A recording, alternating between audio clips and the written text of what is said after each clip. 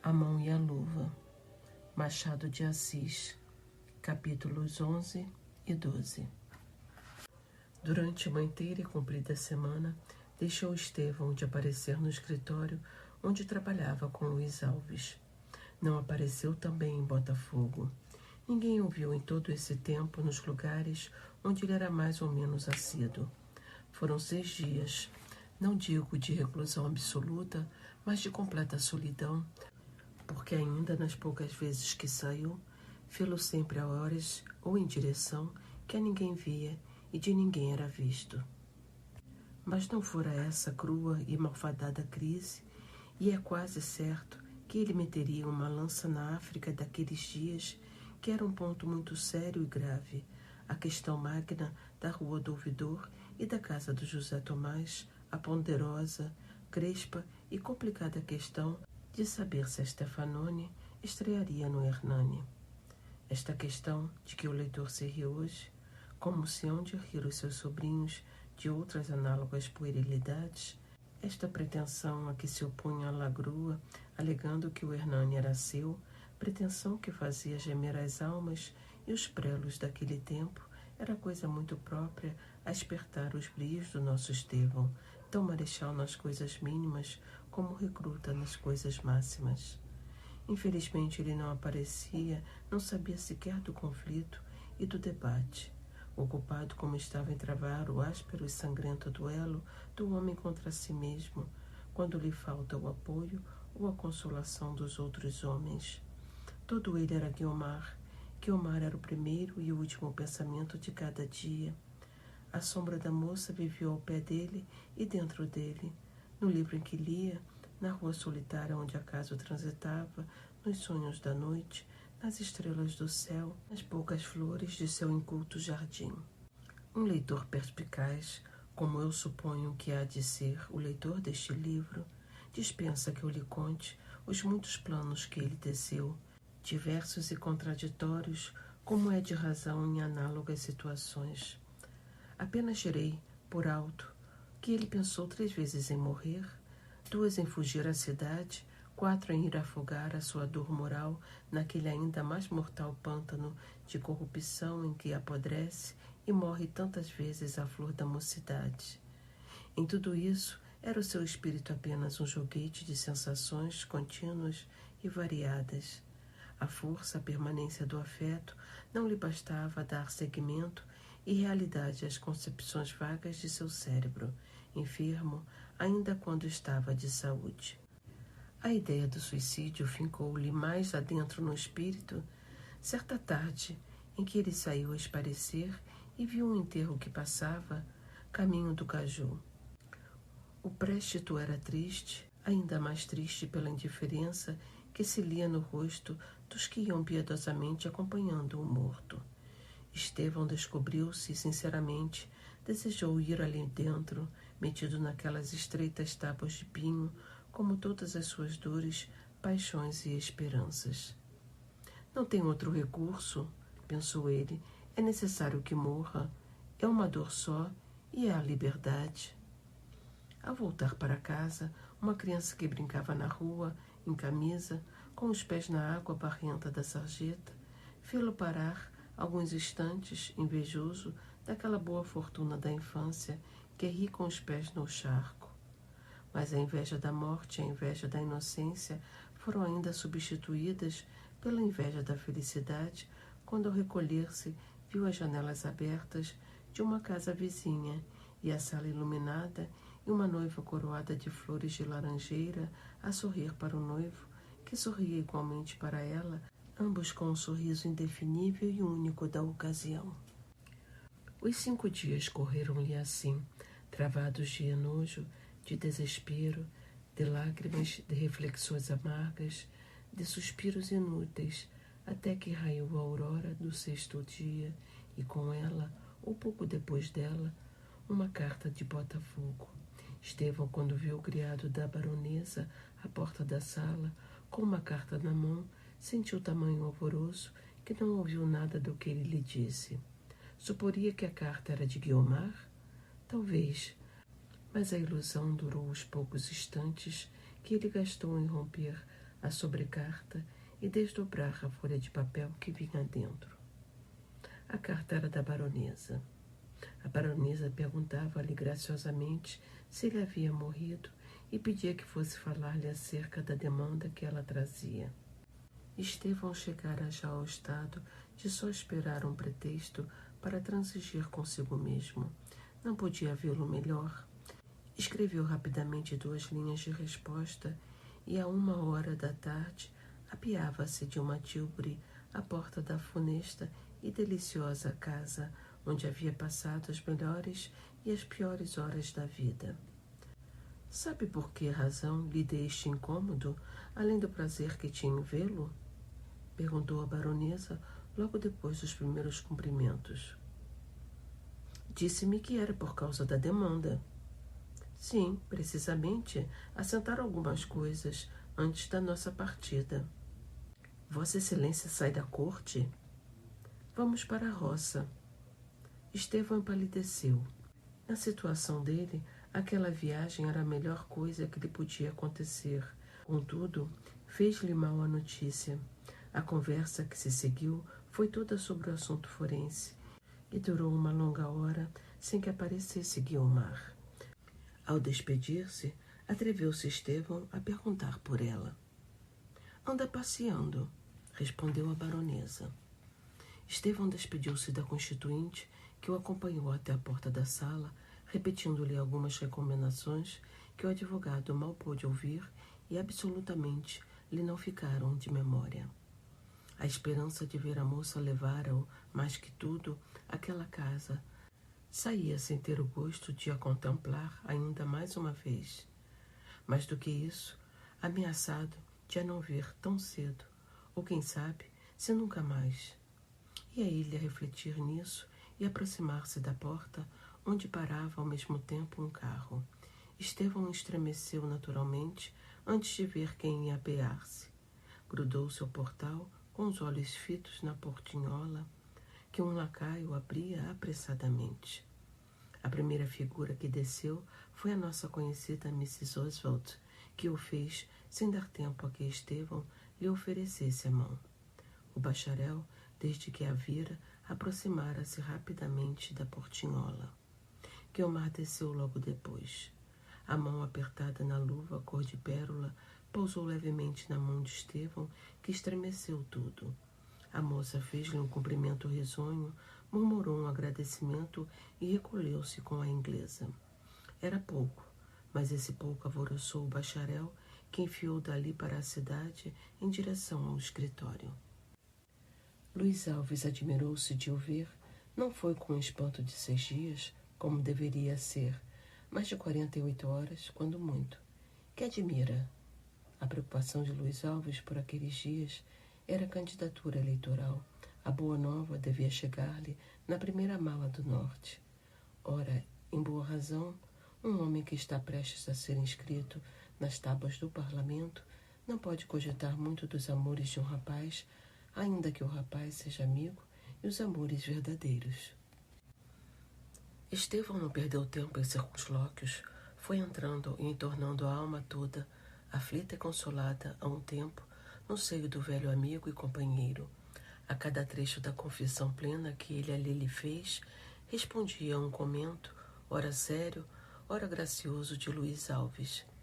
Quando Estevão, porém, lhe deu notícia de que a família da baronesa ia para a roça, Luiz Alves recolheu o meio riso que lhe pousava nos lábios desde o começo e, com a mais súbita e sincera admiração, exclamou: "Para a roça!"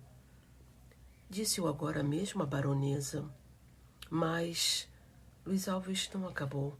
Olhou ainda meio duvidoso para Estevão e ficou algum tempo calado, a coçar o queixo com a faca de marfim e a olhar para uma gravura que pendia na parede fronteira. "Na situação em que estou", continuou Estevão, "hás de dizer que a viagem é uma felicidade para mim. Pois não é. Não admito a viagem. Se ela sair da corte, eu saio também." "Tu estás doido." "Talvez." Luiz Alves saiu daquela natural indiferença com que eu o ouvia e lhe falava sempre em tal assunto. Falou-lhe carinhoso, talvez pela primeira vez na vida.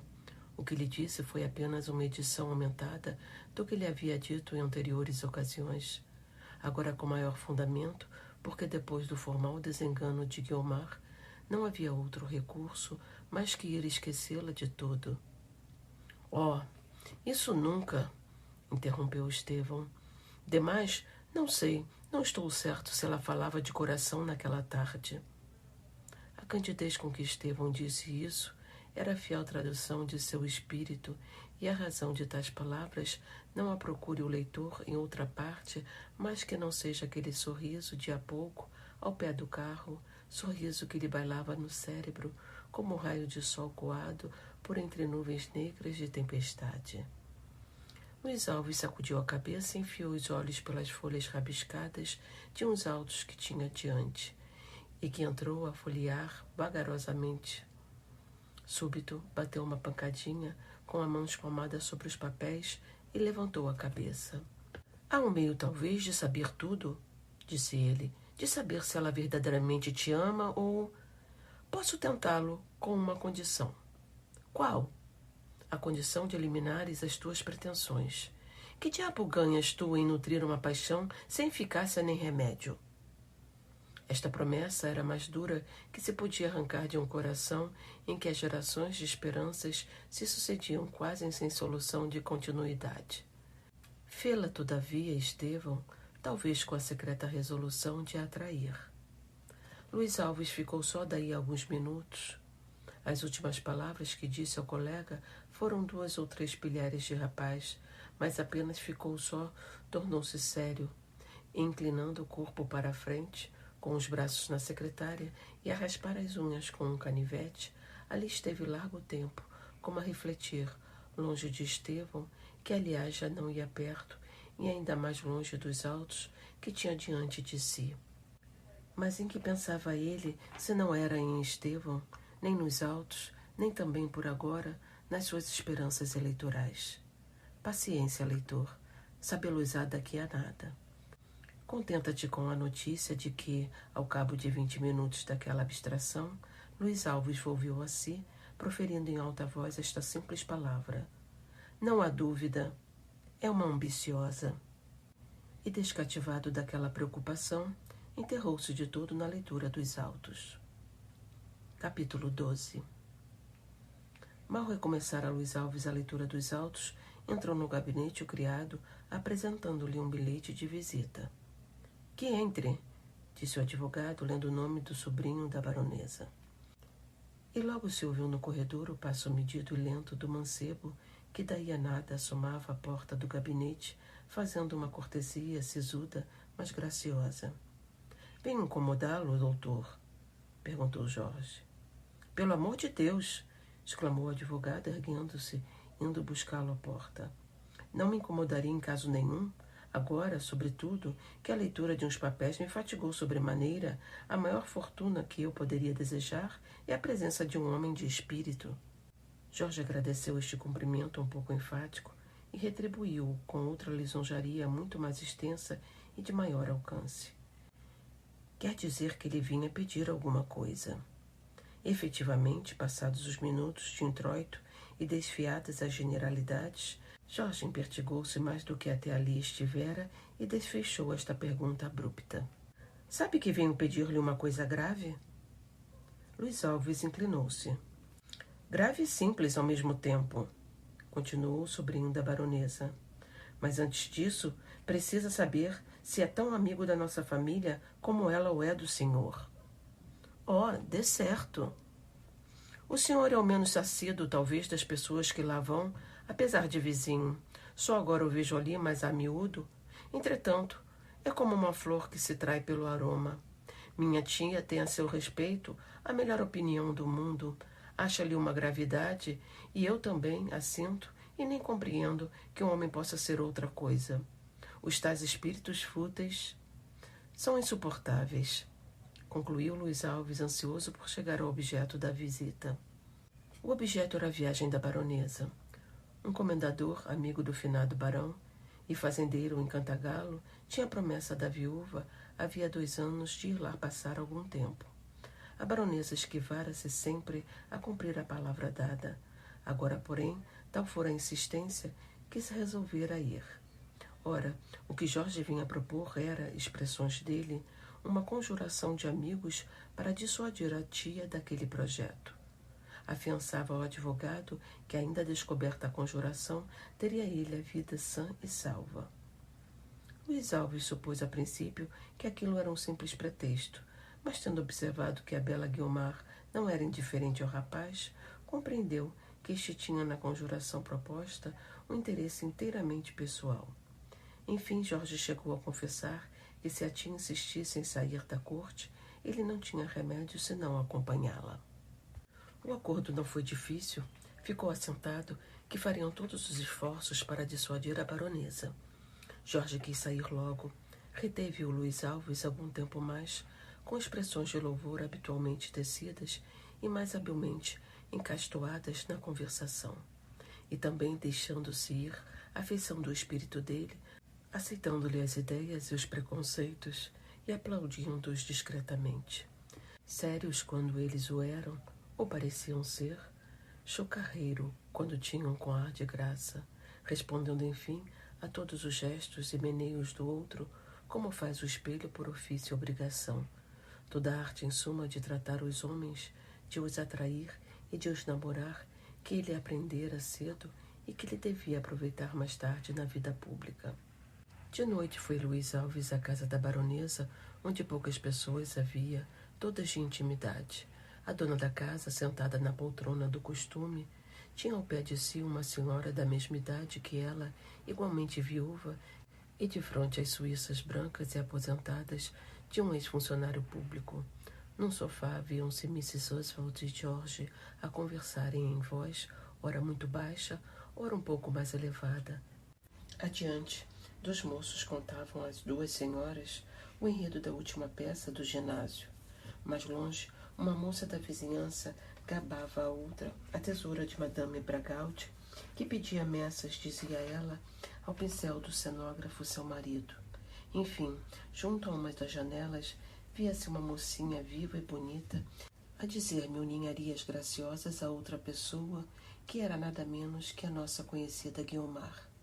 A conversa, assim dividida, tornava-se às vezes geral para recair logo no particularismo anterior. Os grupos modificavam-se também de quando em quando, no mesmo modo que o assunto, e assim se iam matando agradavelmente as horas, que não resistiam, coitadas, nem apressavam o passo um minuto sequer. Luiz Alves agregara-se ao grupo da baronesa, ao qual não tardou juntar-se Jorge. O advogado teve a discrição de esperar que o assunto viesse de si, se viesse, ou de o introduzir na conversa quando lhe parecesse de feição. Mas Jorge, que estava impaciente, arrastou o assunto ao debate. Luiz Alves mostrou-se fiel à palavra dada. Declarou amavelmente que se opunha à viagem, como vizinho e amigo, que reclamaria, em último caso, o auxílio de força pública, que era um erro e um crime deixar aquela casa viúva da benevolência e da graça e do gosto e de todas as más qualidades excelentes que ali iam achar os felizes que a frequentavam.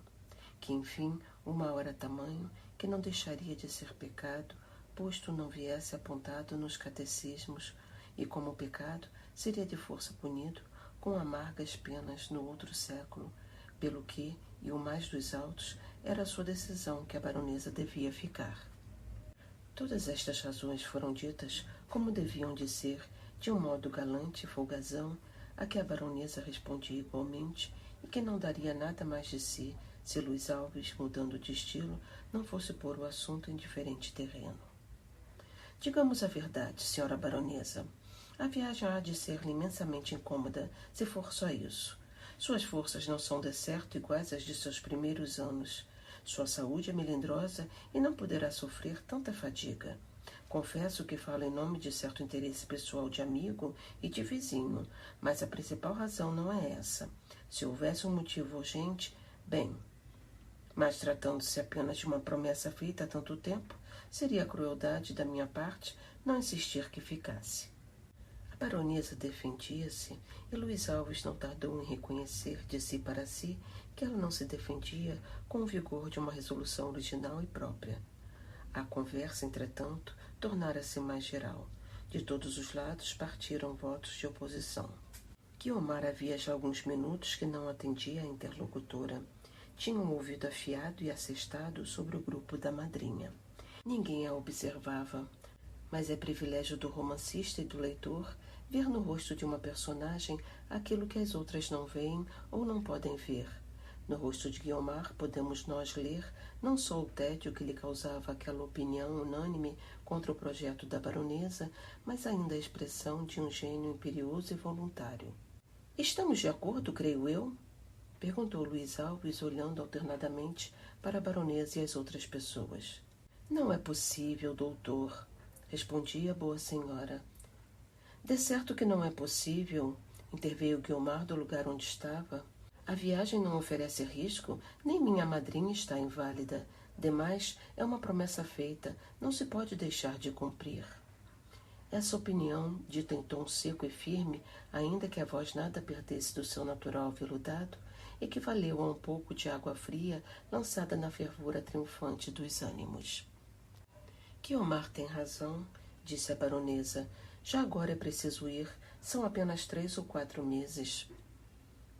Luiz Alves olhou longamente para Guiomar, como a procurar ver-lhe no rosto todas as antecedências da resolução da baronesa. A oposição afrouxara. Jorge chamou em vão o advogado em seu auxílio.